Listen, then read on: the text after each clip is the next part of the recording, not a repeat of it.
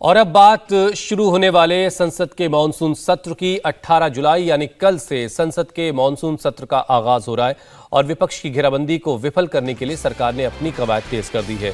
Monsoon सत्र से ठीक पहले यानी आज केंद्र सरकार की तरफ से सर्वदलीय बैठक बुलाई गई है। 12 अगस्त तक चलने वाले इस सत्र को लेकर सरकार गंभीर है और पूरी कोशिश हो रही कि किसी भी तरह से कामकाज इसमें प्रभावित ना हो, जबकि विपक्ष एक बार फिर आक्रामक तेवर दिखा रहा है। और यही वजह है कि कल लोकसभा अध्यक्ष की बैठक से कई विपक्षी दलों ने दूरी बनाई। ऐसे में विपक्ष के आक्रामक तेवर के बीच अब सरकार ने घेरेबंदी शुरू की है। संसदीय कार्य मंत्री प्रहलाद जोशी ने ये बैठक बुलाई है, जिसमें पीएम मोदी भी शामिल हो सकते हैं। हालांकि कल की बैठक से विपक्षी दलों की दूरी से साफ है कि इस बार भी सत्र हंगामेदार हो सकता है। वहीं आज शाम को राज्यसभा के सभापति वेंकैया नायडू ने भी बैठक बुलाई है, जिसमें मानसून सत्र को लेकर के चर्चा की जाएगी। तो कल से मानसून सत्र का आगाज हो रहा है। उससे पहले आज सर्वदलीय बैठक है और इस सर्वदलीय बैठक के लिए नेताओं के पहुंचने का सिलसिला शुरू हो चुका है।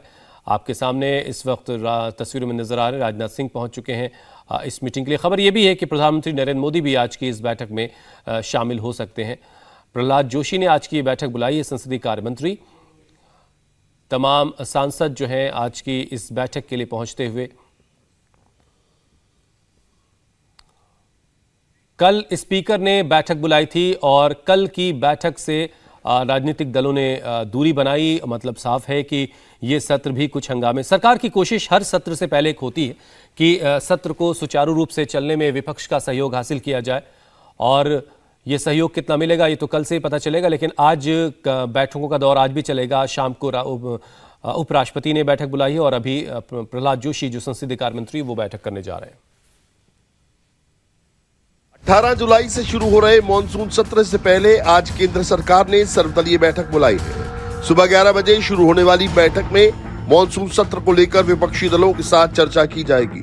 वहीं पीएम मोदी के भी इस बैठक में शामिल होने की संभावना है।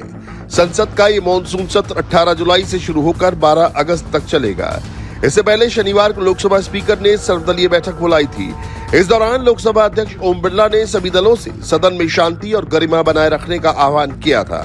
शनिवार को हुई सर्वदलीय बैठक में जानकारी दी गई कि संसद के कामकाज की सूची के मुताबिक 14 लंबित और 24 नए विधेयक पेश किए जाएंगे।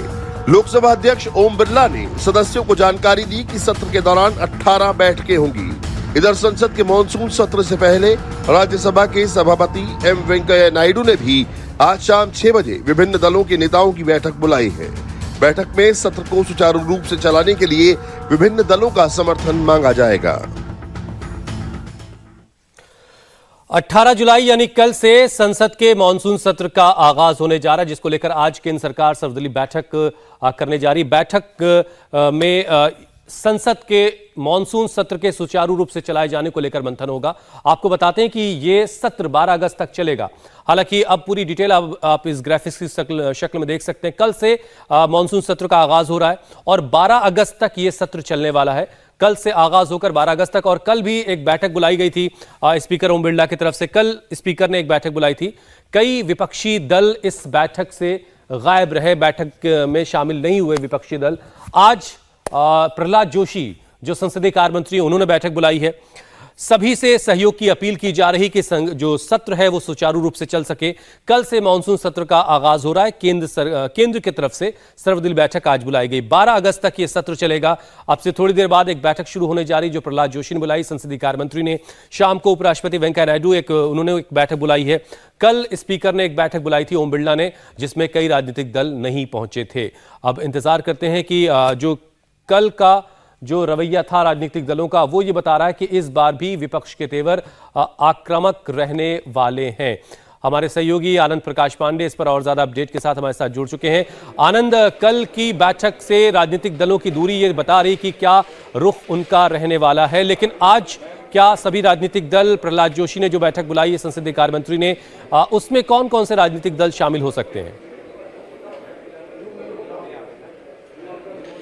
जी देखिए, जो सरकार की तरफ से सर्वदलीय बैठक बुलाई गई है संसद के मानसून सत्र के पहले, वो बैठक शुरू हो चुकी है। सरकार की तरफ से संसदीय कार्य मंत्री प्रहलाद जोशी ने बैठक बुलाई है। इस बैठक में सरकार की तरफ से प्रहलाद जोशी तो मौजूद नहीं है, साथ ही साथ रक्षा मंत्री राजनाथ सिंह, पीयूष गोयल समेत तमाम जो सरकार के पक्ष के लोग हैं उसमें मौजूद हैं। उसके अलावा विपक्ष से भी कांग्रेस, आम आदमी पार्टी, टीआरएस, डीएमके और तमाम जो विपक्ष की पार्टियां हैं वो भी इस बैठक में मौजूद है। यानी कि जो आप कल की बात करते स्पीकर की बैठक में कई विपक्ष की पार्टियों ने उस बैठक का बहिष्कार किया था, लेकिन वैसा सरकार की बैठक में देखने को नहीं मिल रहा। सरकार में तमाम विपक्ष के जो दल है वो भी इस बैठक में मौजूद है और इस बैठक के जरिए कोशिश यही है सरकार की कि कल से जो संसद का मानसून सत्र चल रहा है, शुरू हो रहा है, उसको सुचारू रूप से कैसे चलाया जाए। क्योंकि विपक्ष ने पहले ही ऐलान कर दिया है कि वो अग्निपथ स्कीम हो, किसानों के मुद्दे हो, महंगाई का मुद्दा हो, जैसे तमाम मुद्दों पर सरकार को घेरेगी।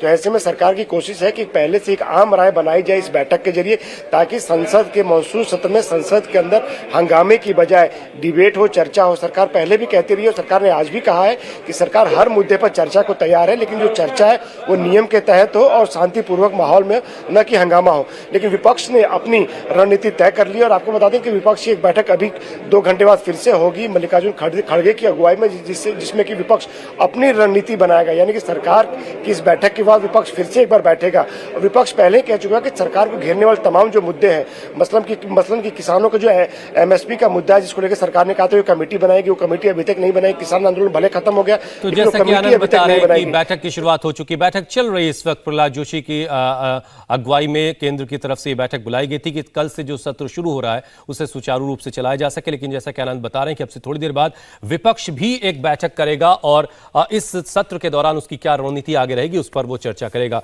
बहुत बहुत शुक्रिया आनंद हमारे साथ जुड़ने के लिए। आपके पास हम अपडेट के लिए आते रहेंगे। इंडिया टीवी हर वक्त हर जगह डाउनलोड करने के लिए सर्च करें India TV news Google play store या ऐप स्टोर पर।